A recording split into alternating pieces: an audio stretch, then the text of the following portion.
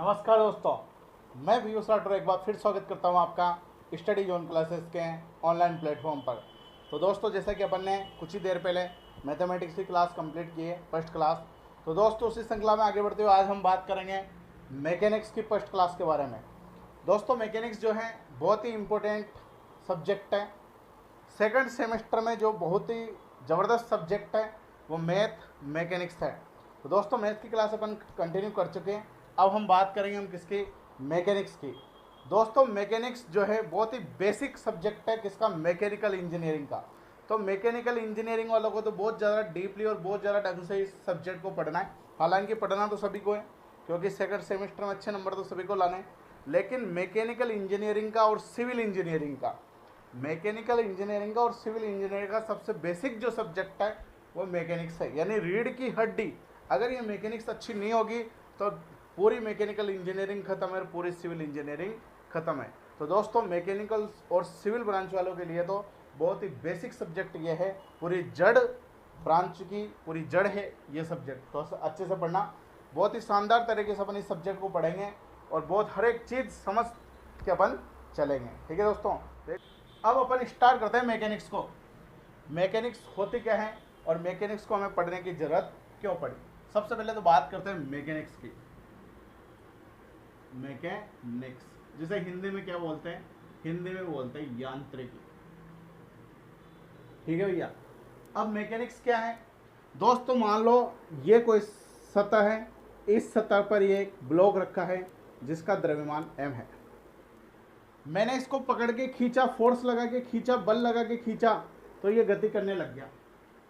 मान लो ये गति करने लग गया और ये अपनी स्थान से विचलित होकर यहाँ आ गया। किसके कारण, इस फोर्स F के कारण। अगर मान लो ये फोर्स लगाया, ये बल खिंच गया, गति करने लग गया। कभी कभार ऐसी कंडीशन भी आ सकती है कि हम फोर्स लगा रहे हैं लेकिन ये पिंड गति नहीं कर रहा। कब गति नहीं करेगा, जब ये पिंड भारी रहेगा, अपन से ही ज़्यादा भारी ये पिंड रहेगा, तो अपन इसको खींच पाएंगे क्या, नहीं खींच पाएंगे। तो कभी कभी तो इस फोर्स के कारण ये पिंड गति करने लग जाएगा, कभी कभी इस फोर्स के कारण ये पिंड गति नहीं करेगा।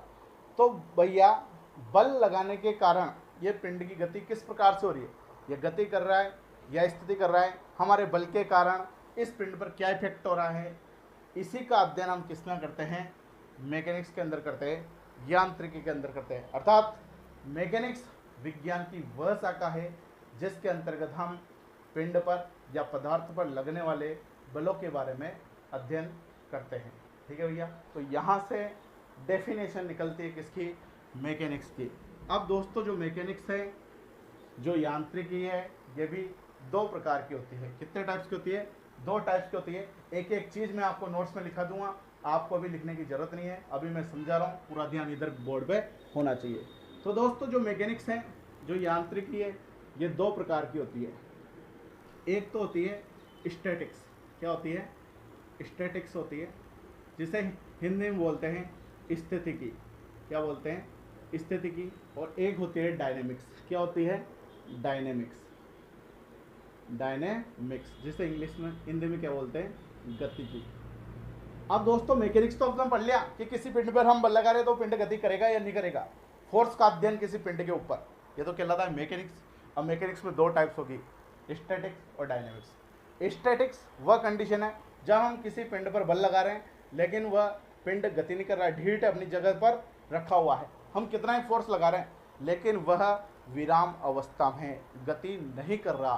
तो ऐसी स्थिति पिंड की, जब बलों के प्रभाव के कारण भी पिंड स्थिर अवस्था में यानी विराम अवस्था में है, तो वैसी स्थिति को, ऐसी स्थिति को हम क्या बोलते हैं, स्टैटिक्स बोलते हैं, स्थितिकी बोलते हैं। और जैसे ही हमने पिंड को फोर्स लगाया और पिंड दौड़ने लग गया, गति करने लग गया, अपने स्थान से विचलित हो गया, तो उस कंडीशन को, उस स्थिति को हम क्या बोलते हैं, डायनेमिक्स बोलते हैं, गतिकी बोलते हैं। ठीक है भैया। तो ये बात करी हमने मैकेनिक्स की, और मैकेनिक्स की दो शाखा होती है, स्टैटिक्स और डायनेमिक्स। इसके बारे में हमने समझा। ठीक है दोस्तों। तो दोस्तों, जो भी हमने समझा, जो भी हमने पढ़ा, इनके डेफिनेशन अब हम लिख लेते हैं। ठीक है। तो सबसे पहले तो आप ये फ्लो डायग्राम बना लो। ठीक है, फ्लो डायग्राम बना लो, फिर इसके बाद हम आगे चलते हैं। फ्लो डायग्राम में एक चीज़ और लिख लो, ये डायनेमिक्स जो होती है ये भी टू टाइप्स की होती है। एक तो होती है काइनेमेटिक्स। क्या होती है, काइनेमेटिक्स। काइनेमेटिक्स। अभी समझा दूंगा मैं क्या होता है काइनेमेटिक्स और एक होता है काइनेटिक्स। काइनेटिक्स इसे बोलते हैं शुद्ध बल गतिकी, हिंदी में क्या बोलते हैं, शुद्ध बल गतिकी, और इसे बोलते हैं बल गतिकी, बल गतिकी। ठीक है, इन दोनों में क्या डिफरेंस है अभी हम समझ लेंगे। एक बार आप ये फ्लो डायग्राम बना लो। अब इधर देखो भैया, अब बात करते हैं काइनेमेटिक्स और काइनेटिक्स। शुद्ध बल गतिकी और बल गति में क्या डिफरेंस है। दोस्तों मान लो ये मार्कर है, ये मार्कर मैंने छोड़ा, कहाँ गया, नीचे आ गया। कौन से बल के कारण ये मार्कर नीचे आया, ये गुरुत्वाकर्षण बल यानी ग्रेविटेशनल फोर्स, गुरुत्वाकर्षण बल के कारण कहाँ आए, नीचे आया। यानी ये प्रकृति में स्थित जो बल हैं उनके कारण अगर पिंड गति करें, प्रकृति के में स्थित जो बल हैं उनके कारण अगर पिंड गति करे तो कहलाएगा काइनेमेटिक्स, यानी शुद्ध बल गति की। अपन कुछ नहीं कर रहे, अपन कुछ नहीं कर रहे, ये मार्कर छोड़ा, कहाँ आ जाएगा, नीचे आ जाएगा। तो कौन से फोर्स के कारण नीचे आया, ग्रेविटेशनल फोर्स, गुरुत्वाकर्षण बल के कारण नीचे आया। तो प्रकृति में जो भी बल स्थित है उनके कारण अगर पिंड गति करे, मोशन करे, तो किसके अंतर्गत आएगा, काइनेमेटिक्स के अंतर्गत आएगा, शुद्ध बल गति के अंतर्गत आएगा। और यदि दोस्तों हम बल लगाएं, बल हम लगाएं तब जाके वस्तु गति करें, तो ये किसके अंतर्गत आएगा, बल गति के अंतर्गत आएगा, काइनेटिक्स के अंतर्गत आएगा। जैसे दोस्तों मैं पेडल लगाता हूँ, पेडल लगा के साइकिल को चलाता हूँ, तो बल कौन लगा रहा है, मैं बल लगा रहा हूँ, आप बल लगा रहे हो। आपके बल लगाने के कारण साइकिल आगे जा रही है, गति कर रही है, तो किसके अंतर्गत आएगा, वो काइनेटिक्स के अंतर्गत आएगा, बल गतिकी के अंतर्गत आएगा। ठीक है दोस्तों। तो दोस्तों जो भी हमने पढ़ा, जो भी हमने समझा, इनकी अपन डेफिनेशन लिख लेते हैं। ठीक है, तो सबसे पहले आप डेफिनेशन लिखो स्टैटिक्स की। किसकी डेफिनेशन लिखो, पहले तो यांत्रिकी की लिख लो, पहले तो डेफिनेशन लिखो आप मैकेनिक्स की, मैकेनिक्स की, जिसे हिंदी में क्या बोलेंगे, यांत्रिकी। इसकी डेफिनेशन, इसकी परिभाषा आप लिखो, फिर अपन आगे चलते हैं। ठीक है, लिखो डेफिनेशन, लिखो मैकेनिक्स की, यांत्रिकी की। विज्ञान की वह शाखा जिससे वस्तुओं पर, जिसमें विज्ञान की वह शाखा जिसमें वस्तुओं पर, विज्ञान की वह शाखा जिसमें वस्तुओं पर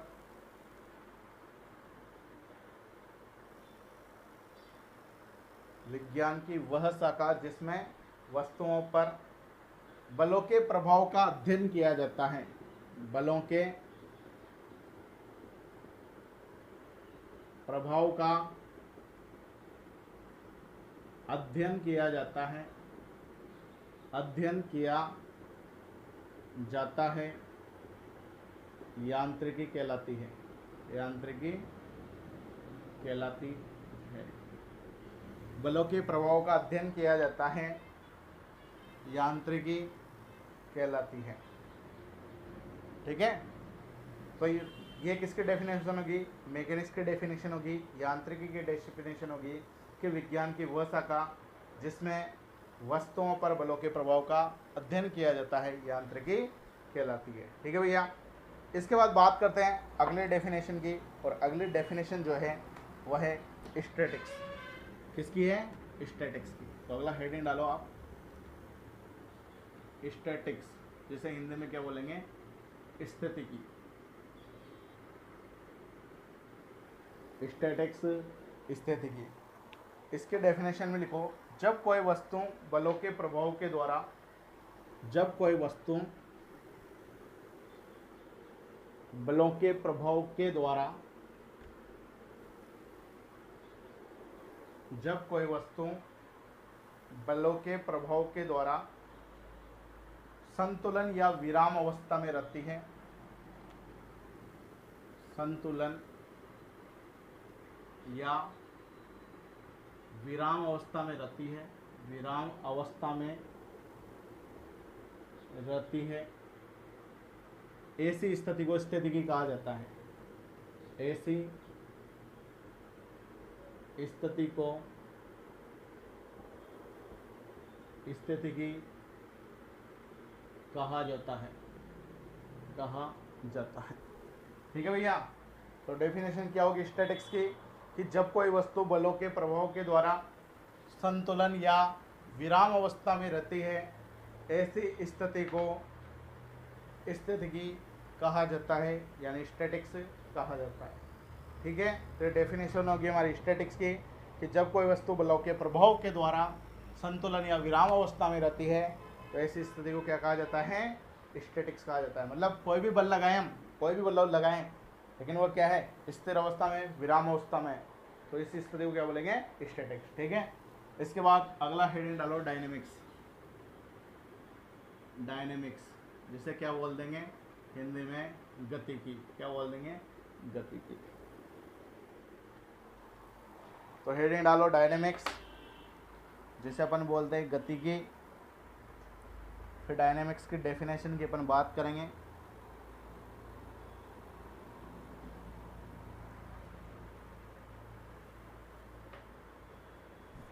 देखो इसमें, जब कोई वस्तु बलों के प्रभाव से, जब कोई वस्तु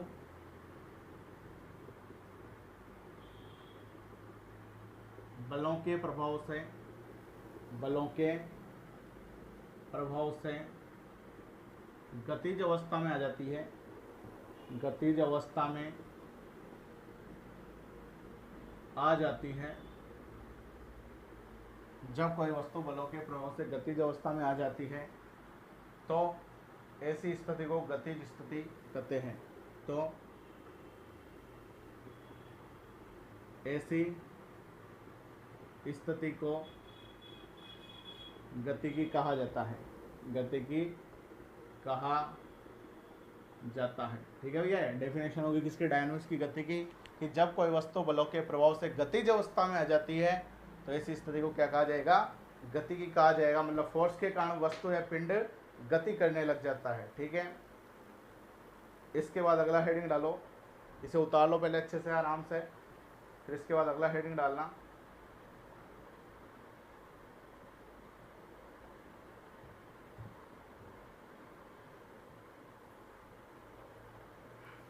अगला हेडिंग है हमारा काइनेमेटिक्स। काइनेमेटिक्स यानी शुद्ध बल गतिकी, शुद्ध बल गतिकी। काइनेमेटिक्स शुद्ध बल गतिकी।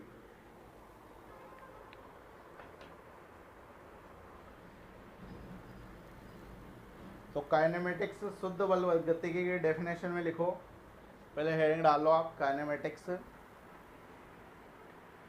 शुद्ध बल गतिकी।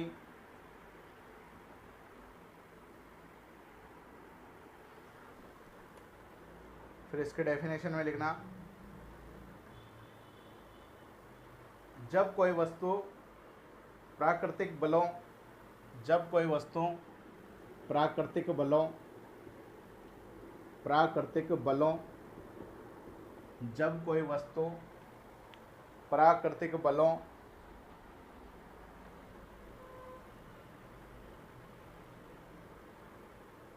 जब कोई वस्तु प्राकृतिक बलों जैसे गुरुत्वाकर्षण बल, चुंबकीय बल, प्राकृतिक बलों जैसे गुरुत्वाकर्षण बल, गुरुत्वाकर्षण बल, चुंबकीय बल, चुंबकीय बल जैसे चुंबक लोहे की वस्तुओं को अपने आप अपनी ओर आकर्षित कर लेती है, तो कौन सा बल हो गया, चुंबकीय बल। धारा प्रवाह बल, धारा प्रवाह बल, धारा प्रवाह बल, गुरुत्वाकर्षण बल, चुंबकीय बल, धारा प्रवाह बल आदि के प्रवाह द्वारा, आदि के प्रवाह द्वारा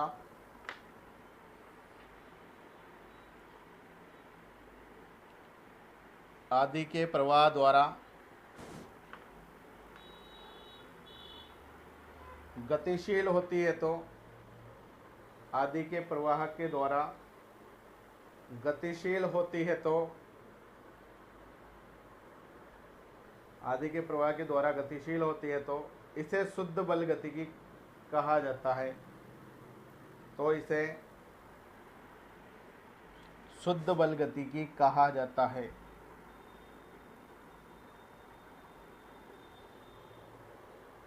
तो इसे शुद्ध बल गतिकी कहा जाता है।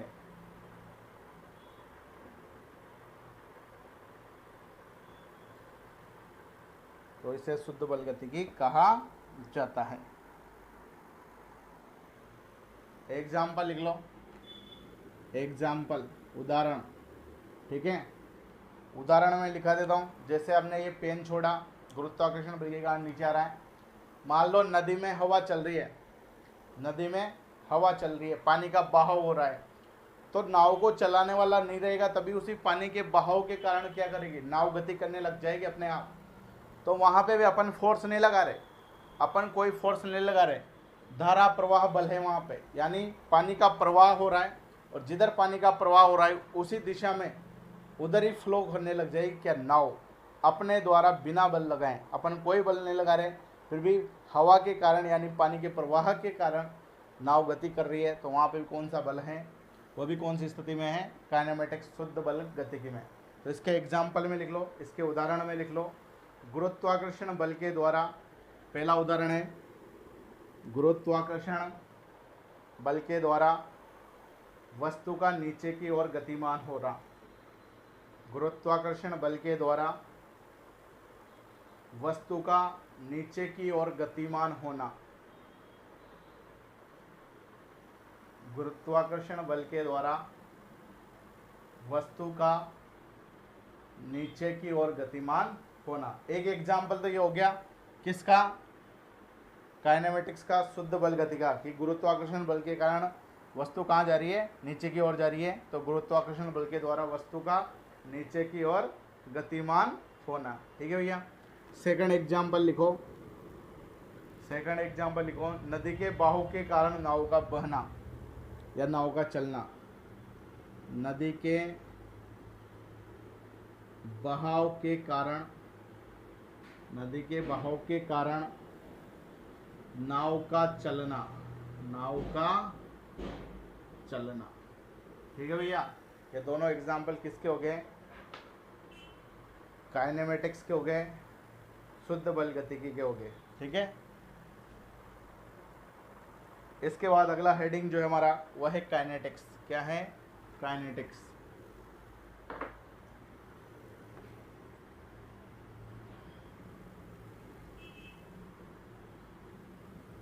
नदी के बहाव के कारण नाव का बहना, एग्जाम्पल लिख लेना ये।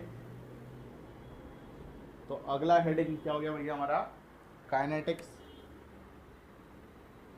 काइनेटिक्स जिसे क्या बोलेंगे, बल गतिकी। क्या बोलेंगे, बल गतिकी। हिंदी में क्या बोलेंगे, बल गतिकी, काइनेटिक्स, ठीक है। इसके डेफिनेशन में लिख लो, इसके डेफिनेशन में लिखो, जब कोई वस्तु लगाए गए बलों के प्रभाव के कारण, जब कोई वस्तु लगाए गए बलों के प्रवाह के कारण, बलों के प्रभाव के कारण, इसलिए वो, जब कोई वस्तु लगाए गए बलों के प्रभाव के कारण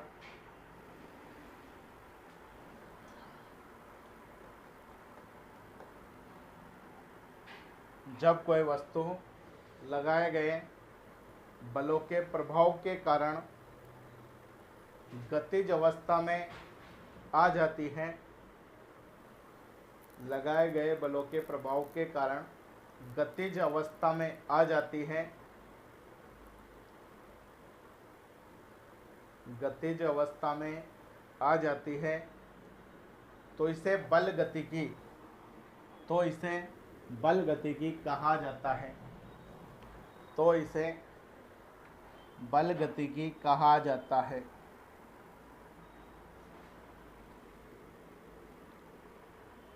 तो इसे बल गतिकी कहा जाता है, ठीक है भैया। ये डेफिनेशन होगी किसकी, काइनेटिक्स की, बल गतिकी। जब कोई वस्तु लगाए गए बलों के प्रभाव के कारण गतिज अवस्था में आ जाती है, तो इसे बल गतिकी कहा जाता है। इसका एग्जाम्पल लिख लो, इसका उदाहरण लिख लो। एग्जाम्पल में लिखो, किसी भी साइकिल के पेडल लगाने से साइकिल का गतिमान होना। किसी भी साइकिल के किसी भी साइकिल के एग्जाम्पल लिखो, किसी भी साइकिल के पेडल लगाने पर, किसी भी साइकिल के पेडल लगाने पर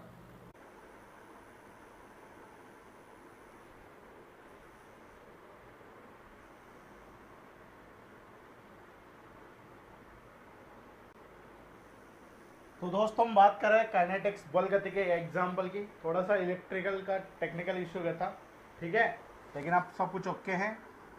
तो आज हमारी क्लास ज़्यादा नहीं बढ़ पाएगी क्योंकि इलेक्ट्रिसिटी का इश्यू आ गया था, लेकिन अब कवर है, कल अपन इस क्लास को कंटिन्यू कर लेंगे। तो हम काइनेटिक्स बल गतिकी के एग्जाम्पल की बात कर रहे थे। एग्जाम्पल लिख लो इसका, किसी भी साइकिल के पेडल पर, किसी भी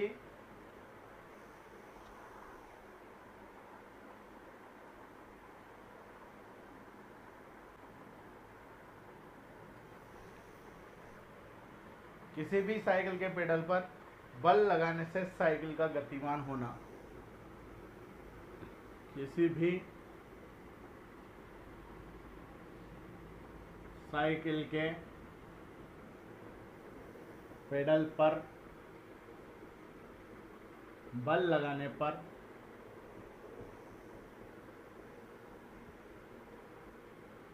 साइकिल का गतिमान होना। तो दोस्तों साइकिल पे बल कौन लगा रहा है? बल अपन लगा रहे, और अपने द्वारा लगाए बल के कारण साइकिल गति कर रही है।